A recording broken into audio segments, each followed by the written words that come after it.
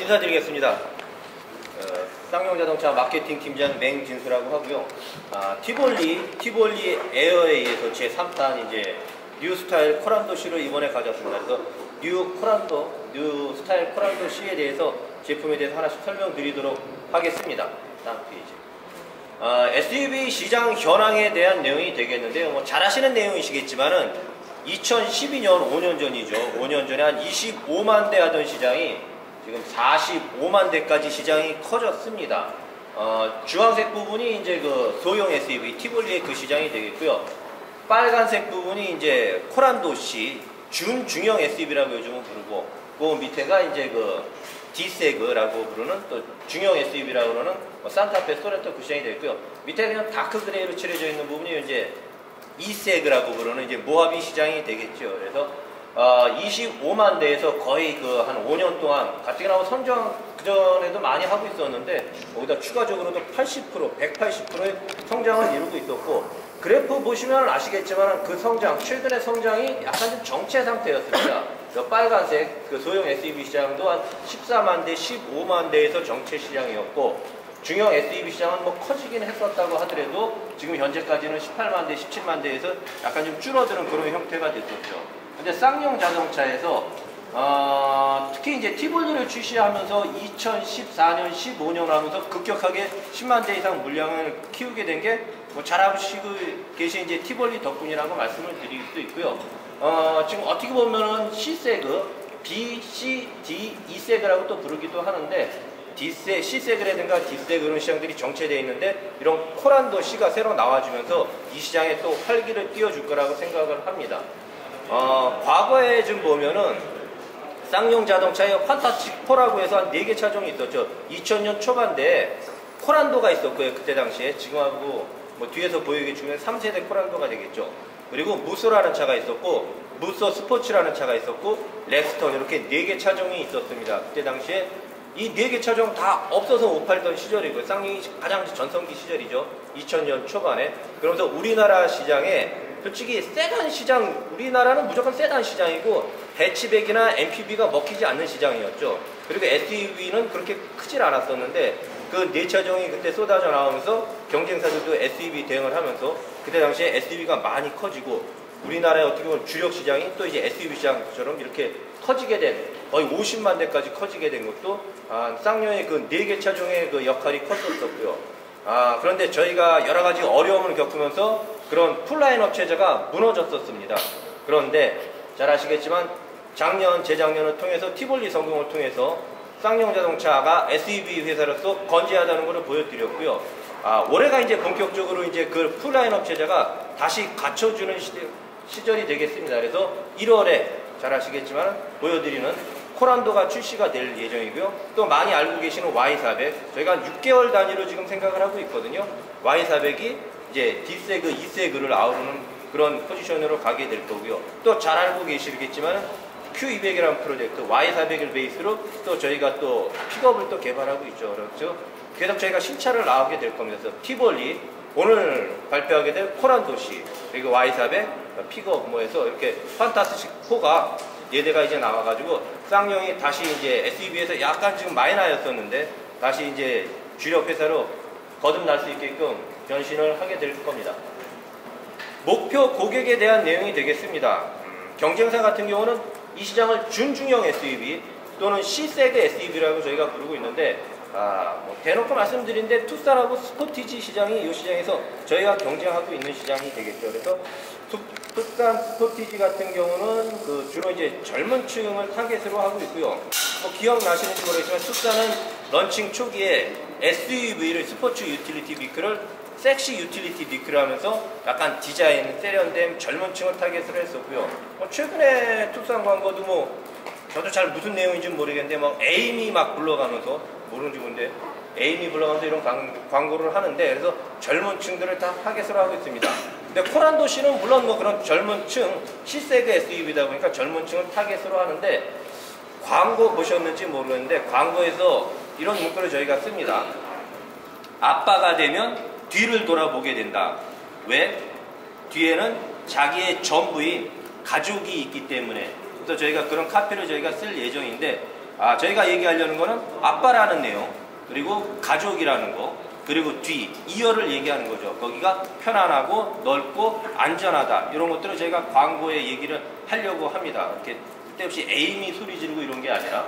그래서 저희의 타겟은 영유아가 있는 30에서 30대가 되겠죠. 젊은 타겟만 하고 있는 게 아니라, 그리고 가족의 안전과 공간 활용성을 중시하는 이런 실속파, 실용적인 것들을 저희가 많이 강조를 하려고 합니다. 그러면서 요즘 가장 중요한 건 또 디자인인데, 그리고 코란도가 이 시장에서 좀 고전을 한 배경 중에 하나가, 솔직히 인정하는데 이제 디자인이 좀 저희가 나온 뒤에, 예전에는 물론 당연히 좋은 디자인인데 투싼하고 스포티지가 최근에 좀 나와가지고 저희가 모델, 즉 에이징이 되는 바람에 저희가 이 시장에서 어려움을 겪었었는데, 최근 트렌드가 반영이 돼 최신 앞모습이 다 바뀌었죠. 최신 트렌드가 바뀌었는데 내외관 디자인을 통해 가지고 새로운 스타일을 추구하면서 그런 것들을 많이 또 강조를 하려고 합니다. 그래서 My First Family SUV, 이거 많이 어디서 듣던 거라고 또 생각을 하실 텐데, 티보니를 런칭했을 때 저희가 My First SUV라는 그 카피를 썼었죠. 그래서 상당히 저희도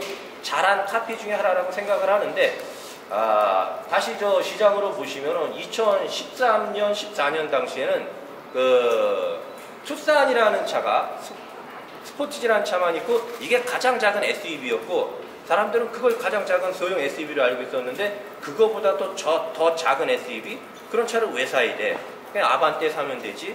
라고 생각을 하고 있었던 거고, 그런 인식을 깨려고 했어서 치고 들어가려고 했던 게, 아반떼 사지 마시고 그런 준중형 세단 사지 마시고 마이 퍼스트 SUV, 크게 가격 차이 없는 그 티보니를 사라는 이런 것들을 하면서 그 시장을 어떻게 보면 창출해냈죠. 그 전에 나왔던 트랙스라든가 QM3는 그 시장에서 많이 좀 실패를 했었는데, 저희가 퍼스트 SUV라는 걸로 많이 강조를 하면서 그 시장을 저희가 개척을 해놓고 저만큼 키워놨고, 이제 현대도 막 들어온다고 하고 있죠. 잘 아시겠지만. 그래서 이번에 코란도시는 마이 퍼스트, 우리 가족의 첫 번째 패밀리라는 걸 많이 강조할 생각입니다. 가족이죠, 가족. 요즘 혼술, 혼밥, 이제 어떻게 보면은 투싼 스포티지는 이제 혼자 타는, 젊은 사람만 타는 차라고 하면은, 이 차는 아울러 가족과 함께 탈 수 있는, 그리고 영유아 가진 가족들을, 아내와 가족까지도 생각하는 그런 차라는 컨셉으로 광고를 하게 되고, 그 실질적으로 제품적으로도 그런가? 그런가 뒤에서 제가 설명드리도록 하겠습니다. 브랜드 히스토리에 대한 내용이 되겠고요. 잘 아시는 코란도 브랜드가 되겠습니다. 그런데 이 젊은 층에서는 아마 투싼 스포티지가 워낙 광고를 많이 했고, 저희가 지금 광고를 많이 못하다 보니까 이제 코란도 브랜드에서 젊은 층에서는 약간 좀 인지도가 떨어지는데, 전 연령층을 따진다고 하면 50대, 60대, 70대까지 따진다고 하면 코란도 브랜드가 또 압도적으로 또 인지도가 더 높고, 그 브랜드 가치에서도 상당히 높다고 말씀을 드릴 수가 있고요. 그런 배경 중에 하나는 잘 아시겠지만은 최장 브랜드 중에서는 최장 브랜드가 되겠습니다. 보시면 74년에 코란도 1세대가 런칭을 합니다. 이때 당시에는 코란도라고 쓰지를 않았었고요. 별도의 이름이 있었고요. 그때는 알파 뉴메이크라고 별도의 CS7 이런 식으로 별도로 부르고 있었는데, 실질적으로 코란도라는, 코리안 캔두라는 그런 이름을 부르기 시작한 거는 83년 2세대부터 됩니다. 그래서 83년부터 올해까지 34년 그 대한민국 자동차 세단, 그 상용차 다 포함해서 가장 장수 브랜드가 되겠고요.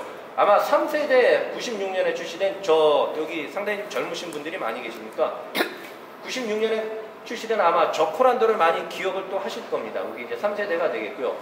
이때까지는 이제 1세대, 2세대, 3세대가 프레임 타입의 구륜 방식을 저희가 쓰고 있었던 거고요. 4세대에 가면서 이제 전륜의 모노코프로 이제 변신을 하죠. 4세대, 작년까지 팔고 있던 4.5세대. 그리고 이번 코란도를 저희가 5세대 코란도 C로 해서 다시 한번 이제 코란도의 부밍을, 약간 좀 모델이 에이징 되면서 2013년에 저희가 출시된 뒤로 그 뒤 신형 투싼이 나오고 신형 스포티지 그런 차들이 나오다 보니까 저희가 많이 밀렸었는데, 이제는 투싼 스포티지가 이제 구형화가 됐고요. 이제 신모델이 나왔고 최신 트렌드를 반영된 그 디자인으로 나와서 저희가 앞으로 시장에서 크게 이제 성공이 좀 예상이 된다는 거 말씀을 드리고요. 예, 다음 페이지. 셀링 포인트를 크게 한 8가지로만 정리해서 간단히 말씀드리도록 하겠습니다. 먼저 그 숄더윙 그릴이라고 저희가 많이 얘기를 하는데요. 숄더윙이 그 숄더 어깨, 날개죠, 윙. 그래서 항공 우주공학에서도 많이 쓰는 내용이고요. 뭐 직선이 가다가 이제 꺾이는 이렇게 뭐 주로 발레라든가 피겨라든가 수영, 그리고 항공 우주 과학에서 많이 쓰는 그런 용어인데, 그런 것들을 저희의 숄더 윙이라는 거를 아이덴티티로, 그리고 좀 패밀리 룩으로 많이 가고 있는데 자동차 회사들이 그걸 저희 패밀리 룩으로 지금 촬영하려고 하고 있습니다. 그래서 다시 돌아와 주시면은 라디에테 그릴 부분에 약간 직선이 가다 이제 꺾이는 이 부분을 저희가 숄더 윙이라고 해서, 티볼리에도 지금 현재부터도 이 디자인이 쓰이고 있고요. 코란도시에 당연히 쓰였고, 앞으로 나올 차들에도 Y400이라든가 이 숄더 윙을 저희가 많이 강조할 예정에 있습니다. 그리고 익스테리어 변동된 내용에 대해서 하나씩 또 설명을 드리겠습니다. 앞모습 전체가 다 바뀌었습니다. 본네트, 펜다, 범퍼까지 다 바뀌었고요. 가장 큰 특징이라고 그러면 이제 중요한 게 이제 눈이죠, 눈. 헤드램프가 바뀝니다. 그래서 프로젝션 헤드램프에 DR에 들어가는데 11개의 LED가 들어갑니다. 비슷한 게 이것도 이제 그 티볼리는 이제 위쪽에 LED가 들어가 있고, 저는 이거 이제 밑에다가 이제 LED를 촘촘하게 11개에 넣어놨고요. 그리고 여기에 일반 LED가 있고, 뭐 다 반도체 소자죠. 11개. 그리고 고급형에는 그 고위도 LED, 그렇게 LED가 생긴 것 같은데 일반 LED하고 고위도 LED로 이렇게 두 가지 개발해 있고요.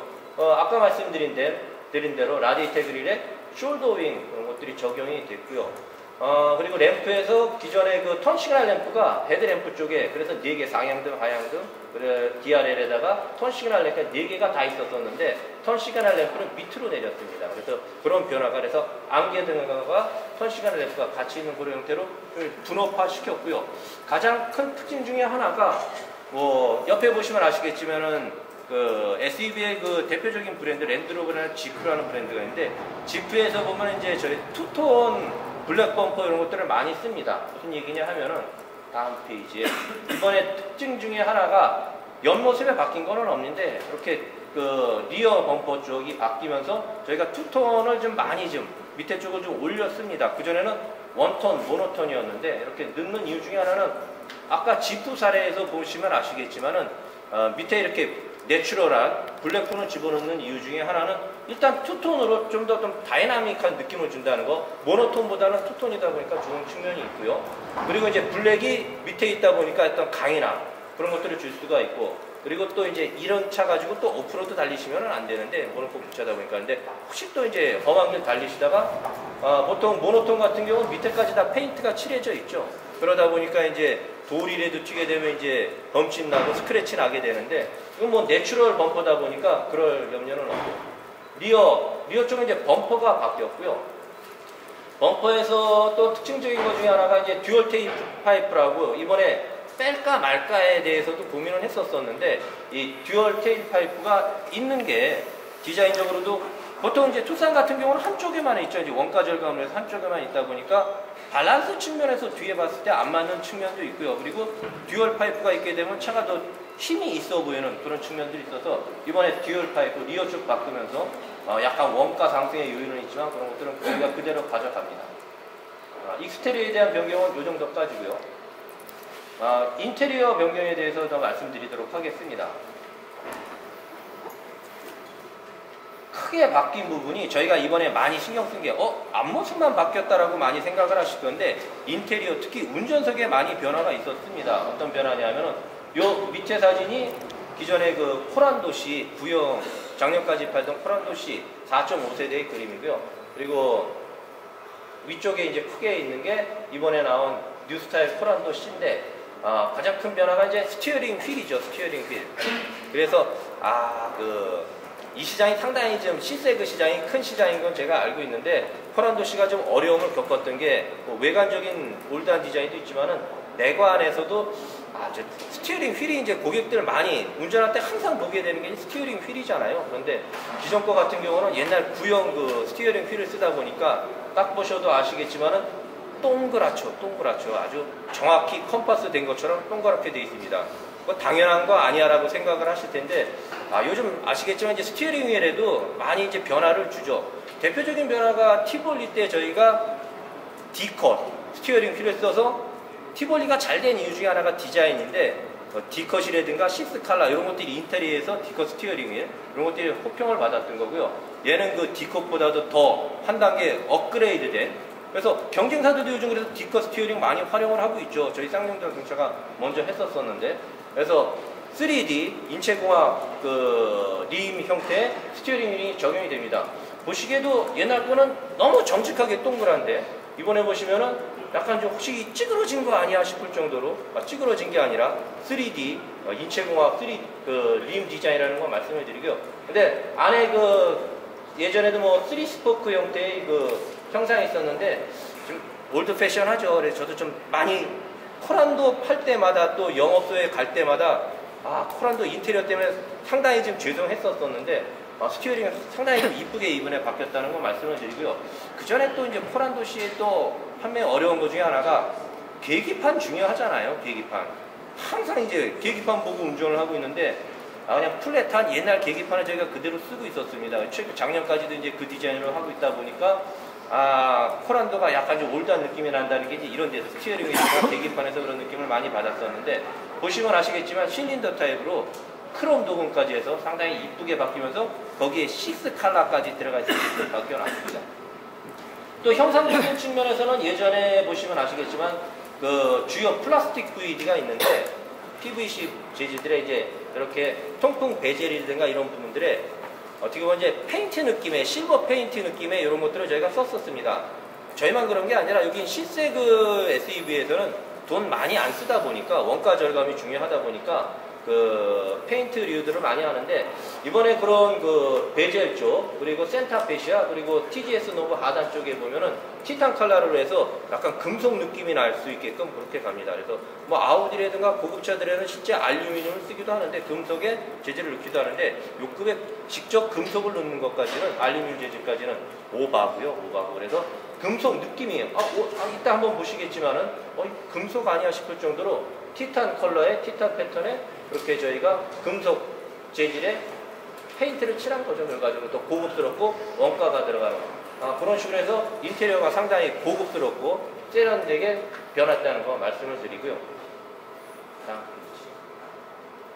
스티어링 휠 강조드린 그 말씀이 되겠고요. 그리고 이런 버튼 스티어링 휠이라든가 크루즈 컨트롤에 대한 배열도 상당히 지금 이번에 왼손 하나로 또 오른손 엄지손가락으로 조정할 수 있게끔 잘 정리가 되어 있다는 말씀 드리고요. 그 다음에 위에 보시면은 잘 아시는가 모르겠는데 오토 비상등 스위치라는 게 있습니다. 스티어링 휠에 보면은 어느 차나 지금 멀티 펑션 키가 있죠. 근데 쌍용 자동차 같은 경우는 두 가지, 이게 쌍용의 이것도 아이덴티티인데 아까 얘기한 대로 숄더 윙처럼 저희 국내 고객을 위해서 개발한 두 가지 사양을 넣어놓고 있습니다. 그걸 저희가 또 다시 강조를 드리는데 뭐냐 하면은 일단은 왼쪽에 오토 비상등 스위치가 뭐냐면은 멀티펑션 키는 아시죠? 그래서 이제 내리면은 깜빡깜빡거리는데 국내 고객들을 위해서 어떤 거냐 하면은 보통 차를 끼어들기를 하지 않습니까? 끼어들기 하면은 미안하죠. 그래서 감사합니다 하면서 비상 버튼을 눌러주죠. 3번 깜빡이면서 아이고 양보해 주셔서 감사합니다. 그런 것들을 보고 우리나라에서만 그렇게 합니다. 전 세계적으로 그런 거 없고 우리나라에서만 그렇게 하는데, 그런 내수 고객들의 니즈를 반영해서 저도 운전하고 가는데 앞에 차 양보를 해줬는데 얘가 그냥 깜빡이 안 켜고 그냥 가고 있네. 그럼 되게 기분 나쁘죠. 괜히 양보해줬어 하면서 기분 나쁜데, 그런데 저도 또 이제 양보 받았을 때 누르긴 누르는데 솔직히 귀찮긴 하죠. 비상등 어딘지 찾아야 되고 눌러야 되고 똑딱똑딱똑딱 3번 기다렸다가 또 꺼져야 되고 귀찮죠. 비상 스위치라고 해서 저거 짧게만 눌러주시면은 깜빡이 3번 하고 끝납니다. 편하죠. 그러니까 내수 고객들을 위해서 그런 배려를 하고 있는 게 쌍용만의 어떻게 보면 장점 중에 하나고요. 그걸 또 길게 눌렀을 때는 아예 비상등처럼 10번 깜빡이게 되고, 그리고 왼쪽에 또 있습니다. 버튼이 여기 또 뭐냐면은 보통 와셔들 요즘 미세먼지 많고 막 이러다 보니까 애매하게 지저분하지 않습니까?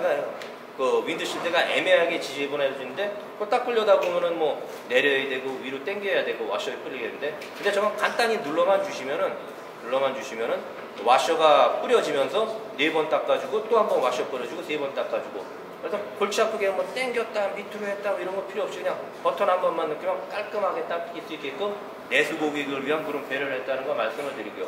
아까 말씀드린 그 실린더 타입의 슈퍼비전 클러스터가 적용돼서 상당히 좀 고급스럽게 그리고 세련되게 디자인이 바뀌었다는 거, 그전에는 상당히 좀 올드했었는데 특징 중에 하나고요. 그 다음에 또 저희만 유니크하게 또 들어가는 게 티볼리에서 또 재미 봤던 거에 그 6컬러 클러스터거든요. 이게 왜 재밌냐 하면은 아마 또 아시는 분은 또 아실 텐데 그 계기판 그 6컬러 누가 바꿀 사람 누가 있겠어라고 귀찮아 하시는 분들이 있는데 제가 시장 조사를 하고 티볼리의 성공 요인을 보게 되면은 티볼리를 왜 사셨습니까? 라고 저희가 시장 조사를 했을 때 그때 여성분이 얘기하는 게 광고에서 저희가 이거 광고에 썼었거든요. 그 6컬러 그게 너무 이뻐가지고 그거에 꽂혀가지고 샀다고 얘기를 하더라고요. 실질적으로 이걸 많이 쓰느냐 안 하느냐를 떠나서 이게 실용성이 있느냐 없느냐 굳이 거기 파란색 빨간색 그걸 바꿔야 되느냐에 대해서는 논란의 여지는 있을 수 있는데 젊은 층 감성을 자극한다는 층이라든가 고객들 후킹하는 측면에서는 그 6컬러가 상당히 저희한테는 광고에도 많이 썼었고 고객한테는 활용성이 큽니다. 그리고 또 친구들한테 자랑할 때 자랑할 게 없지 않습니까? 야 이거 봐봐 6가지 컬러가 나와 오 대단한데 이런 용도로 쓰시는 거죠. 그래서 6컬러 이번에 코란도 C에도 역시 또 계속 적용됐다는 거 말씀을 드리고요. 다시 앞으로 와서 저희가 강조를 드린 이제 아까 가족, 패밀리, 아빠의 어떤 안정감, 남성적 그런 거 아빠, 패밀리 2열을 이번에 저희가 많이 강조를 한다고 광고에서 말씀을 드렸죠. 그래서 이제 2열에서 이제 저희 가족을 많이 얘기하고 왜 가족인가를 말씀드리도록 하겠습니다. 저희 쌍용 코란도 C에만 있는 2열 플랫 플로어가 되겠습니다. 이게 뭐냐 하면은 2열에 밑에 보면은 플랫하다는 거예요. 당연한 거 아니야라고 또 생각을 하실 건데 당연히 밑에가 플랫하지. 플랫하지가 않습니다. 투싼하고 스포티지를 본다고 하면은 2열 저 중간 부분에 저 여자분 그 구도 있는 그 부분들이 튀어 올라와 있습니다. 왜 튀어 올라와 있냐면은 이 차는 전륜 구동이고요. 투싼 스포티지도 원래 전륜 구동입니다. 그래서 전륜 구동은 앞쪽에 모든 구동 기능들이 있다 보니까 뒤에는 아무것도 없죠. 그러니까 뒤가 평평해도 됩니다. 그런데 저희가 왜 튀어나왔냐 하면은 이 차들이 4륜 구동이 있지 않습니까? 현대 기아는 거의 4륜 구동이 안 팔리는데 뭐 여튼 4륜 구동을 만들다 보니까 그러니까 4륜 구동이 되려면은 앞에 구동력을 뒤에도 전달하려다 보니까 거기 이제 프로펠러 샤프트가 지나가게 돼 있습니다.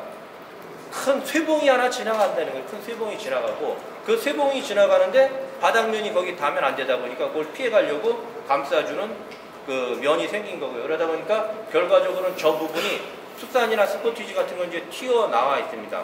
이제 불편하죠. 지나다니다 걸릴 수도 있고 특히 이제 문제가 뭐 사진에서도 보여드리겠지만 이제 다리가 긴 분들 같은 경우는 이제 불편하게 이제 앉을 수밖에 없고요. 가장 문제가 뭐냐면은 저분은 벌써 다리를 저렇게 옆으로 꼴 수도 있죠.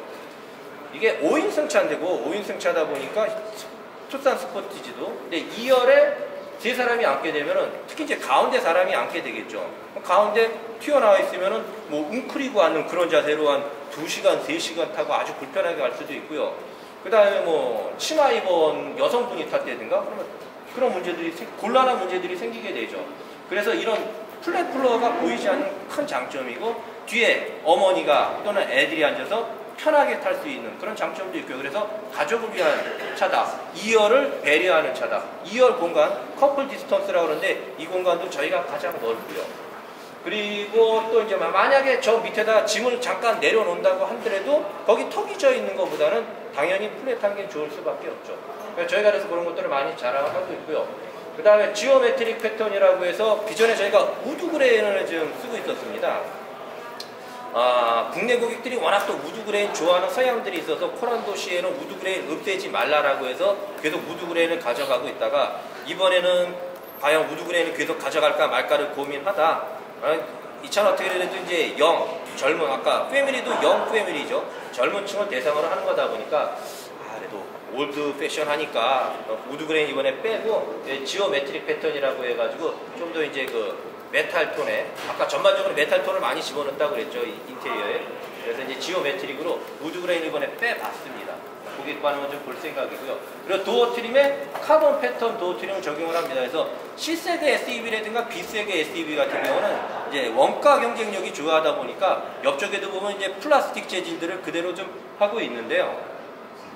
저는 그 플라스틱 재질에 인조 가죽을 씌워 놓고 있고요. 그러면서 그걸 카본 패턴으로 해놓고 있습니다. 그래서 보시고 카본 필름을 입혀냈나라고 생각하실 텐데 그것까지는 아니고 카본 패턴에 인조 가죽 도어 트림이 적용돼서 상당히 고급감을 좋게 하고 있습니다. 저희가 2열 공간을 많이 강조한다고 분명히 계속 강조를 드리고 있는데요. 아까 플랫플로어 말씀을 드렸고요. 저희 그 투싼 스포츠 대입도 강점 중에 하나가 다이브 시트가 되겠습니다. 다이브 시트. 이게 뭐야 라고 또 하실 텐데 말이 좀 어렵죠. 다이브 시트. 다이빙 아시죠? 다이빙. 뛰어든다. 급하강한다 해서 다이빙 그 언어가 되겠습니다. 그래서 쿠션이 있고 등받이 쿠션이 있고 등받이가 있으면 보통 적게 되면은 뒤에 짐을 실으려고 2열 시트 등받이를 적게 되면은 쿠션은 그대로 있다 보니까 이게 플랫해지가 않죠. 풀 플랫치가 안 됩니다. 이따 한번 해보시면 아시겠지만은 얘는 다이브고 하강이 됩니다. 하강이. 그래서 2열 시트를 접을 때 그 쿠션 부분이 밑으로 내려가면서 접혀서 풀 플랫이 되는 게 저희만 좀 해당이 되겠습니다. 그래서 이런 것들이 다이브 시트, 이것들이 저희 또 강점 중에 하나고요. 저희가 또 리클라이닝을 또 자랑을 합니다. 기억나시는가 모르겠는데 한 2년 전에 저희가 리클라이닝 광고를 해서 상당히 좀 재미를 봤습니다. 야, 코란도에만 리클라이닝 기능이 있어가지고 여자분이 앉아서 편안하게 리클라이닝에서 뒤로 딱 젖혀지는 그런 광고를 TV 광고를 했어가지고 반응이 좋았습니다. 왜냐하면은 그 투싼하고 스포츠 디자인 리클라이닝 기능을 원가 절감 때문에 그 뒤로 많이 안 젖혀지는데 뭐 굳이 그런 기능이 필요했냐 해가지고 원가 절감 때문에 투싼 스포츠는 그때 그 기능을 뺐었거든요. 그런데 쌍용 광고에서는 문제가 생겼던 게 투싼 스포츠지를 샀는데 유명해서 샀는데 쌍용 광고를 보다 보니까 이 리클라인이 있다는데 이 차에는 막 없다 보니까 현대 기아가 그것 때문에 상당히 좀 욕을 먹고 그래서 결과적으로는 저의 유니크한 셀링 포인트였는데 현대 기아가 욕먹다 요즘은 이제 도저히 안 되겠어가지고 리클라인 기능을 집어넣었습니다. 투싼 스포티지에도. 그래서 얘도 들어가는 있는데 그렇게 크게 많이 좀 홍보는 못하고 있고요. 현대기아도 이미 들어가 있기 때문에. 그리고 저희가 또 밑에 보시면 동급 최고 수준의 시트 컴포터를 제공한다고 하고 있습니다. 이게 무슨 얘기냐면은 일단은 이경도 시트를 저희가 적용을 하고 있고요. 이경도 말이 어려운데 이경도 이제 경도가 다르죠. 그래서 하드한 부분하고 소프트한 부분이 나뉘어져 있어가지고 뭐 딱딱하게 잘 잡아주면서 등짝은 좀 소프트해서 편하게 해주는 그런 장점이 있고요. 저희 쌍용 자동차에서 또 이제 유니크하게 또 자랑하는 것 중에 하나인데 풀마 플렉스 타입이라고 적용이 되어 있습니다. 티볼리에도 적용이 되어 있고 이제 앞으로 나올 저희 시트에는 이제 풀마 플렉스 시트를 적용할 예정인데요. 그게 뭐냐 하면은 예전에 시트가 저렇게 스프링입니다. 그 이제 스폰치 이제 다 뜯어내고 이제 프레임 이제 뼈다구를 보게 되면은 안이 저렇게 되어 있는데 저렇게 스프링이 2개밖에 안 가고 있습니다. 그런데 풀마 플렉스가 뭐냐면은 이런 형태로 스프링이 다단으로 바뀌죠. 다단으로. 그러다 보니까 뭐 침대에도 그런 시모스 침대 그런 거 있지 않았나요? 그 스프링이 여러 개가 있어서 그 옆 사람한테 이제 그 옆에 같이 누워있는 사람한테 이제 충격이 안 간다 하듯이 저렇게 스프링이 다단으로 여러 개로 되어 있다 보니까 멀티로 되어 있다 보니까 예전같이 하나, 2개만 달랑 있던 거 대비는 그 체형에 따라서 뚱뚱하신 분이라든가 마른 분이라든가 뭐 키가 작으신 분들이라든가 체형에 맞게끔 편안하게 이경도 시트와 더불어서 할 수 있다는 그런 장점 말씀드리고요. 나와서 그리고 이제 엔진에 대한 내용으로 들어가겠습니다. 엔진 설명드리면은 2.2 엔진이 되겠습니다. 눌러주시고 경쟁사가 2.0인데 저희보다도 마력이 높죠. 186마력이 나오고 있습니다. 그러다 보니까 이제 그거 가지고 저희가 또 이제 많이 2.2 엔진인데 왜 이렇게 마력이 낮아라고 얘기를 하시는데 그 배경 중에 하나는 뭐 기술력의 문제냐? 아니 기술력의 문제는 없습니다. 디젤 엔진에 대한 기술력은 저희가 또 워낙 좋기 때문에 그런데 그 마력 차이가 왜 나느냐 하면은 저희가 쌍용 디젤 엔진에는 저렇게 LET라는 저런 브랜드를 저희가 만들어서 하고 있습니다. 로앤 토크라고 해서 이게 무슨 얘기냐면은 그래프에서 보시면 아시면 저희는 저속에서 최고의 토크가 빨리 나오게끔 하고 그게 오래 유지되는 철학을 가지고 엔진을 만든다는 거 말씀을 드리겠습니다. 그래서 예전 같은 경우는 마력 경쟁을 했었죠. 그래서 경쟁사가 186마력이면은 솔직히 그 요즘은 현대 기아도 그렇고 저희도 그렇고 예전에 기계식 엔진일 때는 다 OEM이 만들지만은 최근에 뭐 GDI 엔진 뭐 가솔린에도 보시면 아시겠지만 전자식 엔진을 많이 쓰고 있고요. 이 전자식 엔진에 대한 노하우는 델파이나 보쉬 이런 데서 가지고 있거든요. 그래서 저희도 만약에 뭐 저희도 델파이 보쉬랑 같이 엔진을 개발하고 있고요. 현대기아도 그렇지만은 마력 위주로 개발한다 그러면 그렇게 주문을 하면 됩니다. 경쟁사 180마력이니까 우리 그냥 187 정확히는 186이죠. 그러니까 우리 187마력으로 높여줘라고 개발하면 저희 그렇게 개발하면 됩니다. 그럼 어떤 문제가 생기냐면은 저속에서 안 되고 더 고속에서 한 2000rpm에서 그 187이 나오고 그 다음에 바로 쭉 떨어지는 옛날에 많이 보시던 그런 그래프가 꼭지점 찍고 바로 떨어지는 그러니까 쓸모가 없는 거죠. 마력은 높다고 해야 되는데 토크가 높다고 해야 되는데 근데 저희는 다시 말씀드리지만 한국형 엔진을 지향하고 있고요. LET 엔진을 지향을 하고 있습니다. 그래서 저속에서도 빨리 최고의 토크가 나오고 그게 오래 지속되게 하려고 하고 있고요. 이게 뭐 한국형 엔진이라고 저희가 또 얘기하는 이유 중에 하나는 우리나라 사람들은 워낙 또 이제 성미 급하지 않습니까? 차가 밟았을 때 팍팍 튀어나와야지 이게 좀 느리게 출발하면 차가 문제가 있다는 등 뭐 이런 얘기가 많이 나오죠. 그러니까 초반에 출발 가속 또는 이제 추월 가속 때 빨리 뛰어들고 해야 되는데 성미 급해가지고 그런 측면에서는 이렇게 LET 엔진이 좋을 수밖에 없다는 거 강점을 말씀드리고요. 실질적으로 저희가 벤치 기술 많이 얘기를 하지 않습니까? 벤치 미션, 이건 뭐 IC 미션이지만은 벤치 미션을 쓰고 있고 벤치랑 같이 공동 작업을 많이 하고 있는데 아직도 벤치에 2.2 엔진이 저희랑 동일하게 2.2 엔진이 있습니다. 여기도 2.2 엔진을 쓰죠, 디젤. 그리고 그쪽에는 마력이 170마력밖에 안 됩니다. 벤츠가 기술력이 떨어져서 170마력밖에 안 나오느냐. 그리고 토크 같은 경우는 저희랑 동일합니다. 같은 차인데, 그러니까 벤츠의 GLC 2.2인데 40.8 토크 저희랑 동일합니다. 그리고 그 토크 구간도 같죠. 1400에서 2800까지. 저희가 벤치마킹한 엔진게 벤치고 벤츠랑 기술을 많이 공유하다 보니까 이런 부분에서도 같이 철학이 가는 거지. 경쟁사에 없는 뭐 차별화된 아이템이라고 하면은 전방 세이프티 카메라가 들어갔다는 거고요. 어안 렌즈라고 그러죠. 이쪽에서 보면은 180도 다 볼 수 있는 그렇게 어안 렌즈가 들어가서 코너라든가 프론트라든가 사이드 블라인드 이런 것들을 다 볼 수 있게끔 하는 게 저희 코란도 C에만 이렇게 전방 카메라가 있다는 거 말씀을 드리고요. 다음에 이제 등장형 샤프트 저희 특징에 대해서 또 두 가지만 설명드리고 마무리 짓도록 하겠습니다. 등장형 샤프트라는 걸 저희 코란도 C에만 쓰고 있습니다. 투싼 스포티지에는 없고요. 이게 뭐냐? 말이 좀 어렵죠. 등장형 뭐 아시는 분들은 아시겠지만 한자 설명드리면 등, 같을 등, 장, 길이장, 길이가 같다는 얘기고요. 경쟁사는 비등장형, 이거 뭐 좋은 거 아니야? 좋은 게 아니고요. 아닐비, 길이가 다르다 이제 그 얘기가 되겠습니다. 하나씩 설명을 드리면은 등장형 샤프트로 설명을 드리겠습니다. 그래서 저기 드라이브 샤프트가 되겠고요. 저 끝단에 이제 바퀴가 붙는 게 되겠죠. 길이가 보면은 드라이브 샤프트 길이가 같죠.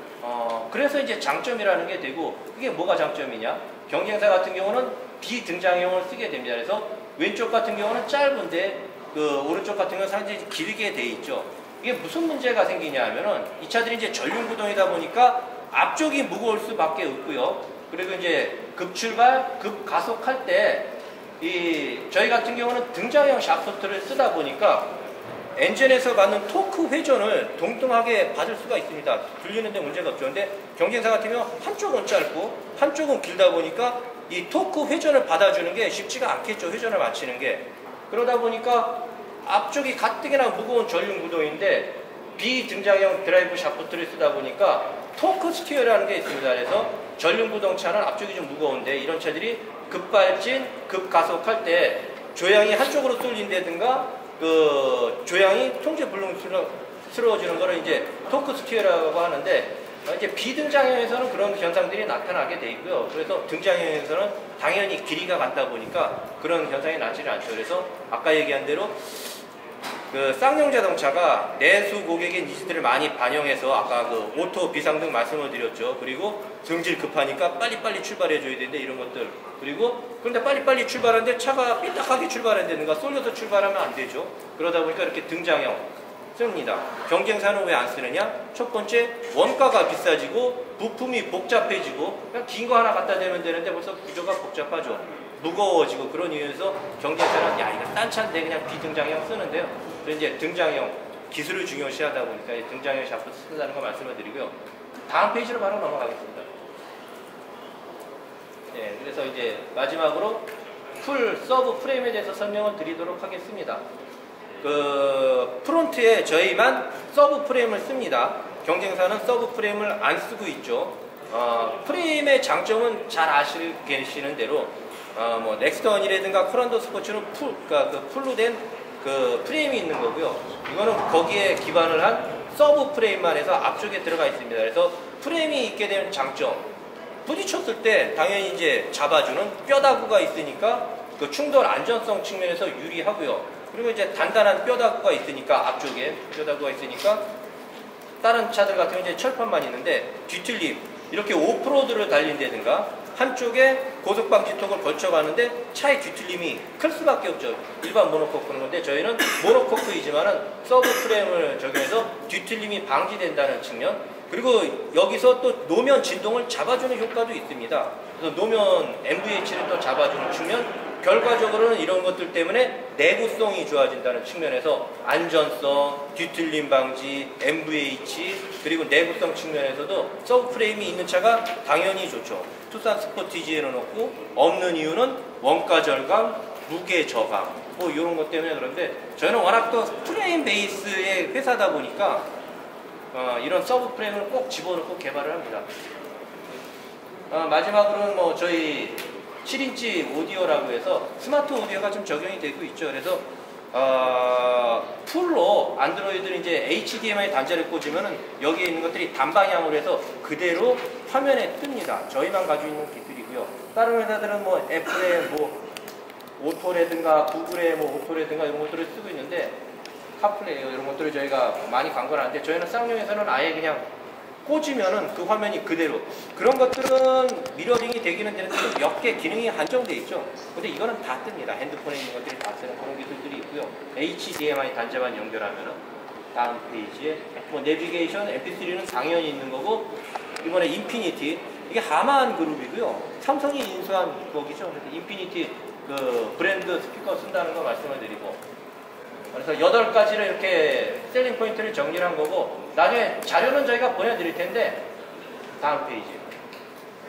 저희가 1위 브랜드라든가 최장수 브랜드가 7가지로 한번 좀 코란도를 좀 나눠본 거고, 중복되는 내용이니까 제가 빨리 설명하고 마무리 짓도록 하겠습니다. 1위라는 걸 7이라는 숫자를 가지고 하나씩 이제 코란도 씨를 본 건데요.